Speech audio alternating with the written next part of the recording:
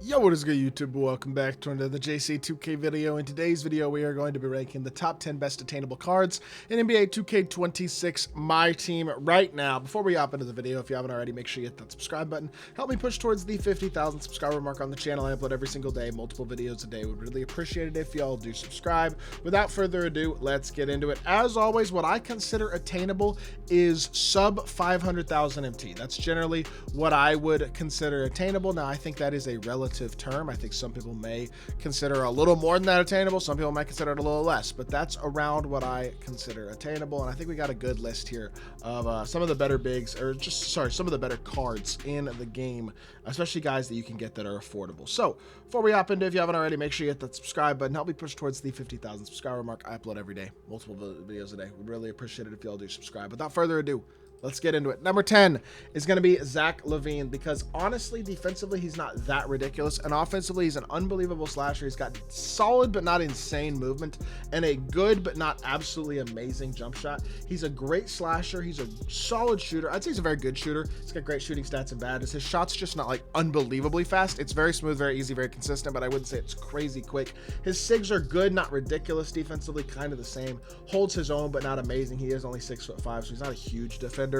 I think he provides a good amount offensively. I think his shot creation is very valuable, and I definitely think he is a valuable, good card. I just think there's, number one, there's a lot of good cards on this list. I think that's a contributing factor to this, is there's a lot of good options, and that defense is just the movement could be a little better. He's good for sure, but I'm only going to go number 10 with him, as crazy as that may sound. Number 9 is going to be Jabari Smith Jr.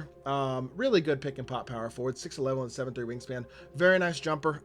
Really good solid shot, and he's also got very good movement for a power forward. I think defensively, he's a little honestly. Not an insane defender, not an incredible rebounder, but a very smooth jumper. KD escape, Kawhi behind the back is super nice. More movement than most power forwards give you. Definitely a valuable, solid option. And again, I think this list, honestly, top to bottom, is pretty close together. There's a lot of good cards at each position.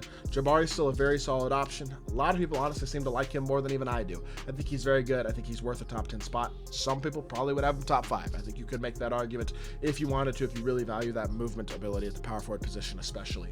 Number 8 is going to be Shawn Marion, who's just really complete at the small forward position. 6'7" with a 6'10" wingspan, 92 speed, 93, 90 dunk, defensively very good.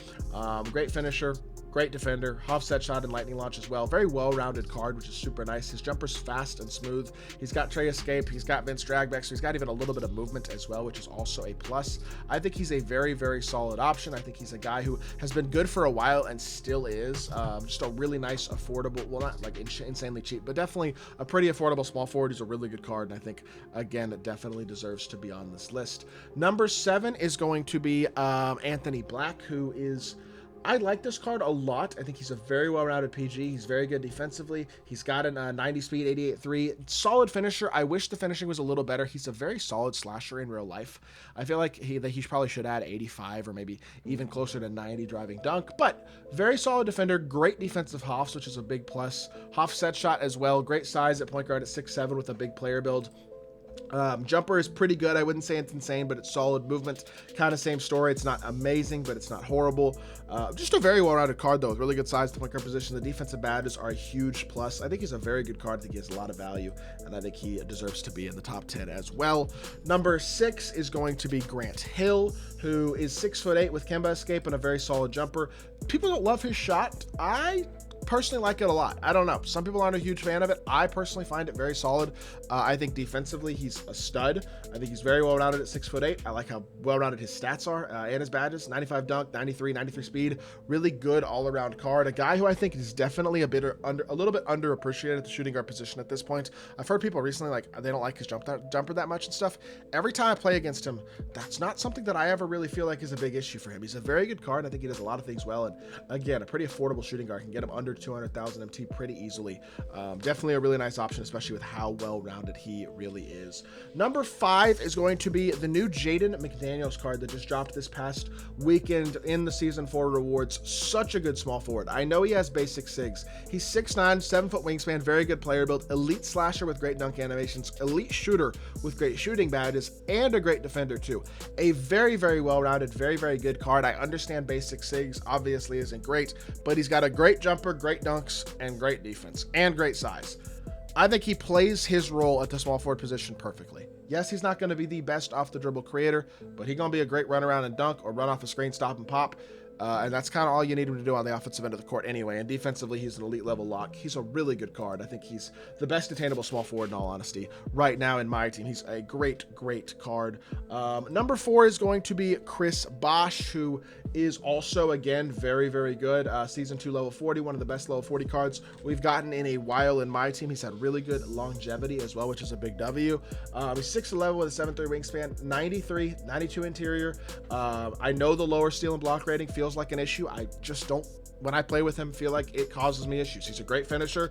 He's a great shooter with a really good jumper, and he's a great defender as well. One of the best bigs in the game. One of only a couple truly elite attainable bigs. I think Jabari is very solid, but Bosh with that additional size and defense, I think, is definitely a bit better. And the same can be said for a guy like Jaren Jackson Jr., who I prefer even to Bosh, just slightly.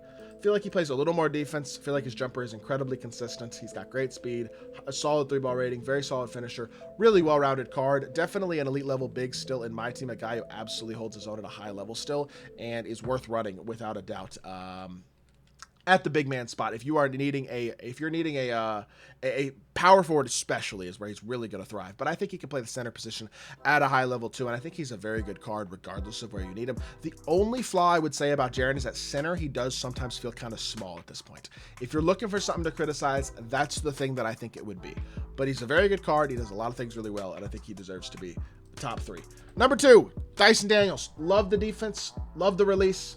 He's better than Anthony Black to me. I understand 60 block, not ideal, but 85 interior, 94 perimeter, 98 steal, great defensive hops, very smooth jumper, solid finisher, good speed, elite agility, great size, good player build as well at 6'7". He's an awesome card, and I think he's pretty affordable as well, which is also a huge plus about Dyson. He was a buyout at least last weekend. I don't know if he's still a buyout, but if he's not a buyout, he's right around 100,000 MT. He's a very complete, very good point guard who, again, holds his own defensively really well.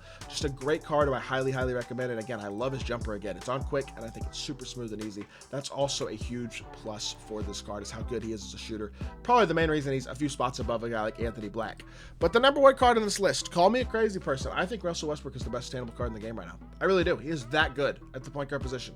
6'4 with a 6'8 wingspan, very good player build, incredible slasher, but also a great shot and a ridiculously good defender. This card is a menace. I don't get why people don't like Russ. I get he's a little small at 6'4".